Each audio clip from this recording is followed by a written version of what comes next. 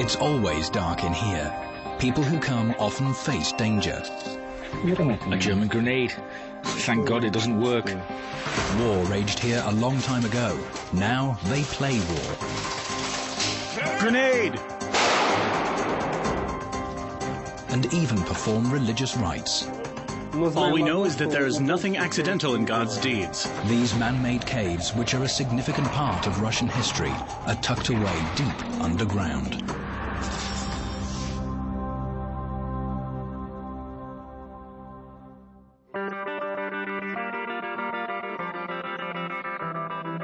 Odessa, a city in the south of Ukraine, a former Soviet republic.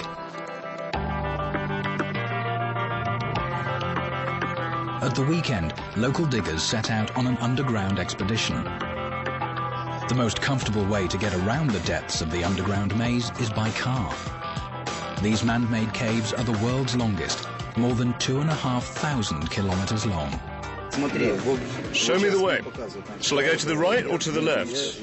Normally, I go from that side, but if you make your choice, this is a shortcut, but over there the scenery is more beautiful. Okay, I'll go to the right. Locals call these pits catacombs. Stone for construction used to be mined here. The first excavation began some 200 years ago. Pits stretching over some 1,500 kilometers have already been mapped. Each year, researchers chart newly discovered caves that are scores of kilometers in length. Oleg, how long is it? Hold the tape over there, and I'll take the other end to the arch. How many meters then? 420. Okay, thanks. The Odessa catacombs were home to partisan bases during World War II. Members of the underground expedition hoped to find one of them. The scientists who study caves, known as speleologists, have found another passage. They map out the newly found corridor. But they can't go any further. The pits are flooded. They can only continue with the help of diving equipment. The water is too muddy. We can't see anything. Where is the clear, deep water? A bit further on. The pits all look alike underwater, and you can lose your way in no time. They have to tread very carefully to avoid kicking up the lime sediment. It's next to impossible to find the way back through the muddy water. Alexander has been able to determine the pit's direction and height. I'm freezing. We'll map out that bit of passage, too. We'll have to look for an alternative route now. We'll discover another bleach spot of the Odessa catacombs. Vladivostok, the main Russian military naval base in Russia's Far East, some 8,000 kilometers from Odessa.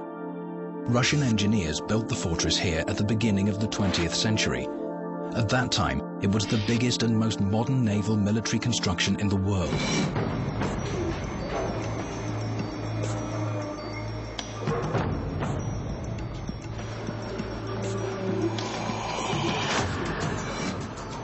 The southern Vladivostok defense front line was located at Russky Island. The only way to get there was by ferry. It was the military alone which knew about the existence and location of many underground hideouts for many years. Today, the island is open for visitors, and members from the Vladivostok Digger Club, Arthur, Vitaly, Dmitry, and Alexei, carry out scientific expeditions on weekends. They explore military architecture monuments from different eras.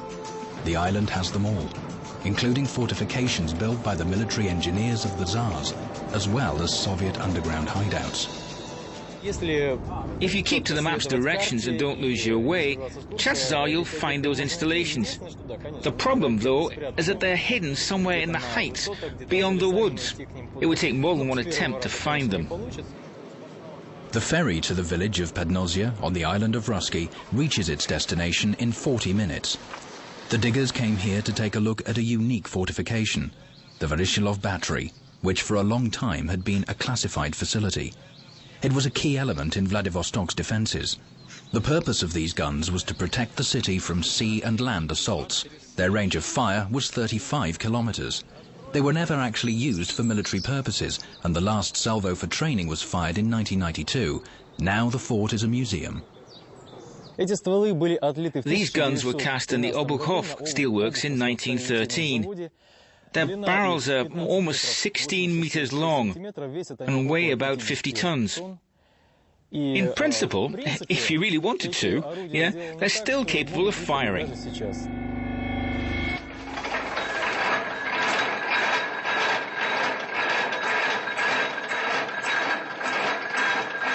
A complex of underground structures 3 stories deep lies underneath the tower. Lieutenant Colonel Georgy Shabot was the last commander of the Voroshilov battery. Now retired, he's the museum's curator and is only too willing to show guests the underground storage of shells and powder. This is the 3rd underground floor, located underneath the tower. It's 16 meters deep. The room was used to store shells, and here are the shells. Each shell weighs nearly 500 kilos. A mechanical winch, operated by 2 soldiers, was needed to lift them. The soldiers did their job like clockwork. Between shots, it took them less than 2 minutes to reload the cannon and fire it. When a shell has been loaded, the platform goes to the next rack. I'll show you how it's done. Shells of various types are on rotating racks. Which of them is loaded depends on the orders of the commanding officer. If you turn around now, you can see a rack containing armor-piercing shells. Vladivostok's first caves were dug in the late 19th century. Russian military engineers built the world's most powerful fortifications in Vladivostok after the defeat of the Russian naval base at Port Arthur in 1905 during the war with Japan. Special care was taken to protect personnel from shells. The vaults were reinforced with 4-meter-thick concrete. Underground passages were also built between the caves. The fortifications cost 73 tons of gold, which equated at the time to approximately $200 million.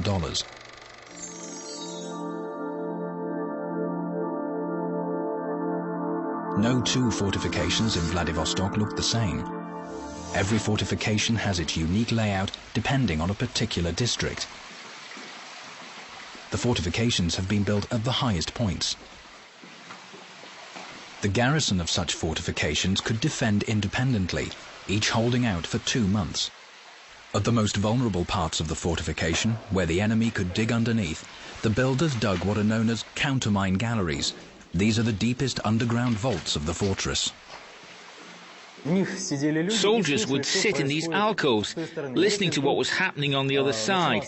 If they heard someone digging underneath the fort, these were extended that way. Everything would collapse because of the explosion, rendering this part of the fortress impenetrable to the enemy. The Odessa catacombs, scattered underground in all directions, are the exact opposite of the straight, cemented tunnels of Vladivostok. The soft, calcareous rock allowed the Odessa miners to extract stone anywhere. New mines were often connected to the old ones, creating a complicated network of underground passages. This saw was found in this part of the catacombs. It still works well, and it can be used. You can see how it cuts through limestone. You can see how porous it is.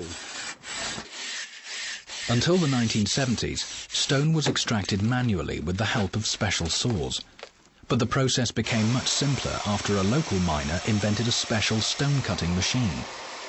The average depth of the Odessa catacombs is 25 meters, but 1 million years ago it was actually the seabed. The remains of shellfish slowly built under extreme pressure to form a solid but light calcareous rock, layer after layer. There are no forests around Odessa, so timber can't be used as building material. Bricks can't be made in the absence of coal, so people turned to limestone and began mining it as soon as Odessa was founded. New constructions in the city required more limestone.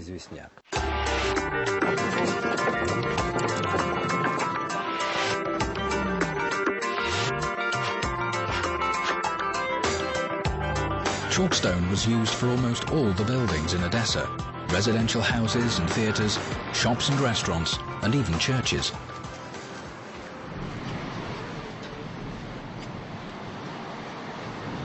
Today, the Vladivostok fortress is abuzz with activity. Each day, skateboards tear up the quiet of Fort No. 7's passages. Skaters have taken a fancy to the central part of the underground fortification. Two schoolchildren, Bronislav and Pyotr, perfect their skills by clearing the hurdles they've set up. We know that our grandfathers and grandmothers built the forts. They're part of our history. But we rarely come here to skate. As a rule, we skate here when it's just raining outside. But most of the time, the forts of the Vladivostok fortress are quiet. In the peaceful environment of the central Russian Penza region, a hermit monk, seeking silence, dug out a small cave in a hillside close to the Sazan River. That was in 1901. Later, other monks turned the cave into Russia's largest underground church.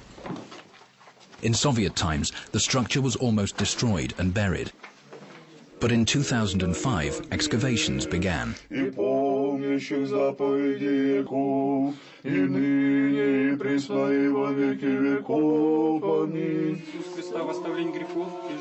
Later, a senior priest restored the church, and now services are held there. 50 people can be present at a service in the temple at the same time. That is why the temple is considered the biggest underground temple in Russia. The temple's history is full of mysteries. According to the legend, the cave was the beginning of several underground passages, which led far beyond the monastery territory. The passages have not been found, and excavation is still ongoing. Researchers think that church items may have been hidden underground from the Bolsheviks. Excavators have already dug up and restored an underground cell where a hermit monk used to live. Now we are coming to a special place in our monastery. The old man would half sit at this spot. He would spend all his time in prayer. He would spend 10 years here. This is the window he was handed food through from the male monastery on the ground. The entrance would be sealed up. He would talk only to God and spend 10 years here praying.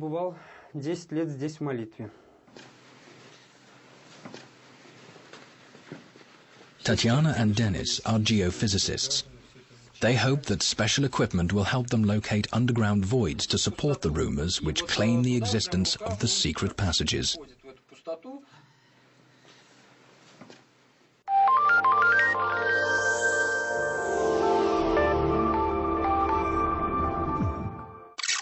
Is that so much as I know I am, which of course is right. On account of this fear has any influence. Democracy, per se, is a form of plutocratic capitalism threatening to replace democratic capitalism in the U.S. and further afield. Wealthy British scion Zach Wilson, investment activist.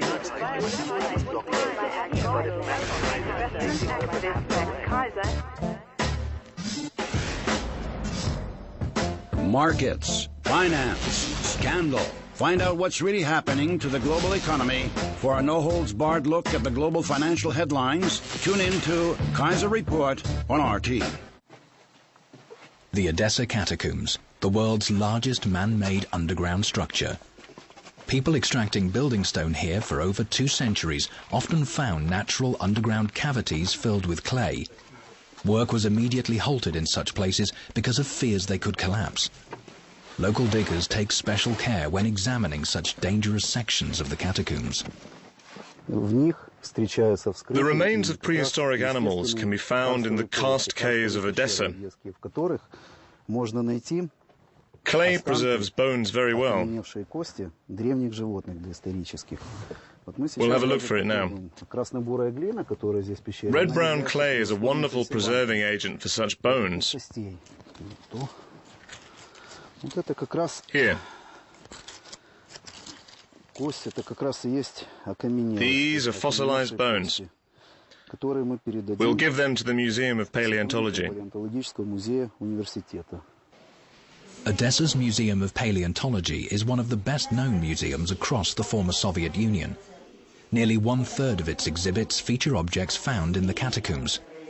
Scientists discovered that thousands of years ago, the area of what is now Odessa was inhabited by desert animals, such as hyenas and camels.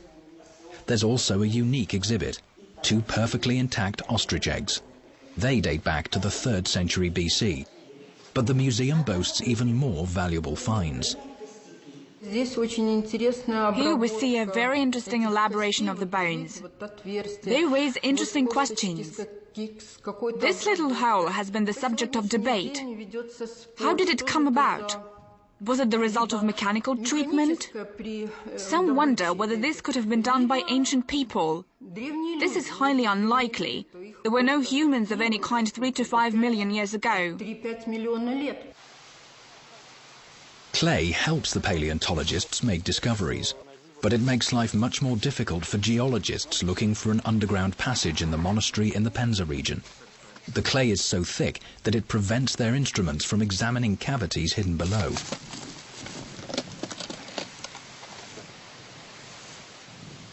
So the geophysicists turn to equipment used for vertical electrical sounding. It can pinpoint underground voids at depths of up to 15 meters. Ready? Let's begin. As soon as you're ready, just let me know. Tanya nearly got electric shock. What was the voltage? About 800 volts, I would have thought. Scientists gauge the soil's electrical conductivity twice. They carry out one test where they think a tunnel might be located. The other is where they don't expect to find any tunnels. This is to help make the results more accurate. The tests reveal that there are unidentified cavities around the monastery. Denise shows Antoni, the church warden, the outcome of the tests and suggests that excavation work should continue. The Holy Fathers, however, have their own version of the underground monastery's layout. According to the book, the monastery points eastwards. When we accidentally turned the book upside down, the underground monastery revealed an image of the Holy Mother of God. The 2 entrances look like her legs. The cell is the baby's head. The loop is the head of Our Lady. The church and burial vault are her shoulders and streaming robes. We don't know whether it's a coincidence or providence. All we know is that there is nothing accidental in God's deeds. These man-made caves attract artists as well as scientists. Nadezhda Antasheva is a professional photographer and journalist. Some years ago, she often took people on guided tours of the caves of the Vladivostok fortress. It was then that she came up with the idea of an art project to draw public attention to the neglected forts.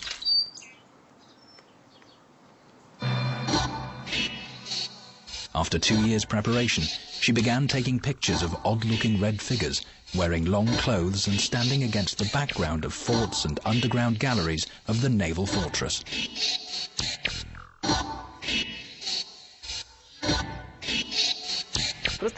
As a result, you get something incompatible.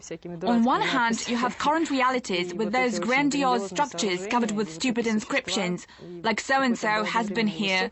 On the other, you have these creatures.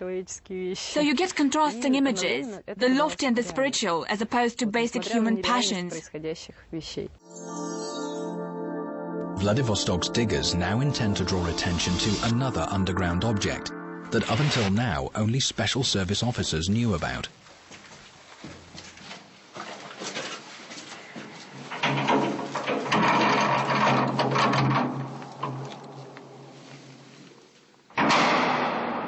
The facility consists of several long tunnels and is a former reserve command point for the region's leaders. The facility was declassified in the year 2000 and is now completely abandoned. Digger enthusiasts intend to start a Cold War museum in these tunnels, and they've already got the first exhibit.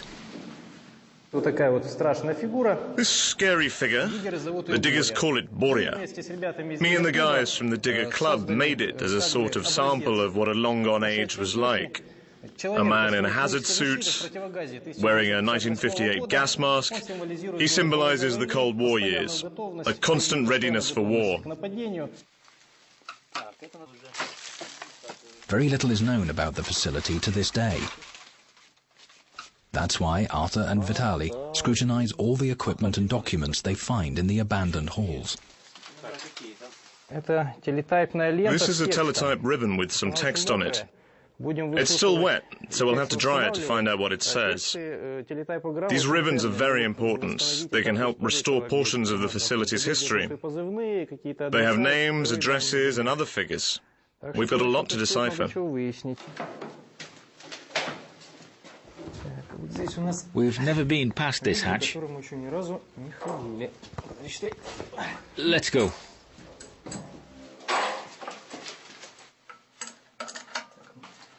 The official blueprints of the facility are still classified, so the diggers have to study each room themselves. Some are dangerous, containing worn-out electric power lines. But that doesn't stop the researchers' curiosity, and they proceed carefully. There are 2 rooms there, connected by a passage and a wooden staircase leading up. It's very old. The bunker was built during the Second World War in 1942. It was intended for use by the Primoria region's administration and had all the resources needed to support 80 people over 2 months. This was obviously the communications room, allowing the inhabitants to receive fresh information, make decisions, and inform people about their decisions. This is how the territory would be controlled. Fortunately, there was never a real war in these parts, so the object was not needed. By contrast, severe fighting used to rage in the Odessa caves. Explorers are still finding partisan bases down there. World War II resistance fighters operating here fought against German and Romanian troops. A group of diggers has found the camp base of one of the partisan units. Black dust is all that's left of the straw that used to cover one of the beds. Here's something big, or there's a lot of something. Let's try to dig. Got it. I found... When the partisans were asleep, sometimes coins rolled out of their pockets. 1922. Search here once again. The diggers take every object they find to the small museum. The cartridges and small coins will be added to the collection. These are the weapons the partisans used. They represent the types of armaments you would usually find underground. The Germans were aware of the location of the camps, but they never ventured into the depths of the stone mines. The only exit to the surface was 3 kilometers from the partisans' base camp. All minor paths to the camp were blocked up or undermined. Sharpshooters carefully protected the main entrance.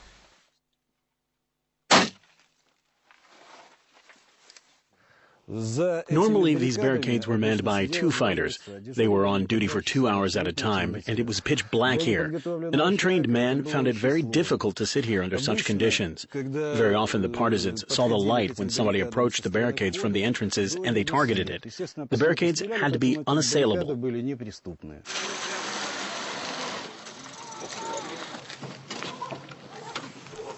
The Vladivostok forts have never seen real-life fighting. But today they're frequented by members of a reenactment group. Rustam's team imitate Russian Marines. Can't hear you well. Do you read me? The role players' submachine guns and pistols are exact replicas of real weapons. The only difference is that small plastic balls are used instead of live ammunition. The fortress was designed for military operations in the first place. Second, our grandfathers served here. Third, there's a military spirit in the atmosphere of this place. Even the people working here once served with me in the same division of the Marines.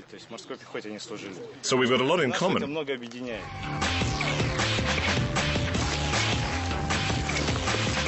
In this exercise, Rustam orders his soldiers to defend a barracks in a faraway part of the fort which has been seized by mercenaries. Fighting breaks out in the fort's underground corridors.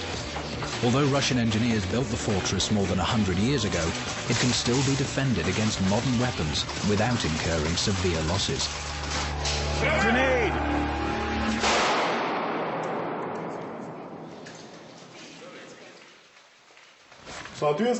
Defenders firing from this niche know full well that the enemy can't encircle them, because the corridor is exposed to gunfire. Also, they're protected by thick concrete. Even a flight of stairs stops attackers in their tracks. If someone appears from that side, the defender first sees his feet. That's to say, even if you crawl on all fours, the first thing you'll see is the defender's gun. Several assault attempts have ended in failure. The Vladivostok fortress has proved once again that it cannot be conquered. People have a special fascination with man-made caves. The footsteps and flashlights of new explorers are bound to disturb the quiet darkness of the underground labyrinths for years to come. But those who've experienced the excitement of the trailblazers are almost bound to return to this subterranean world again and again.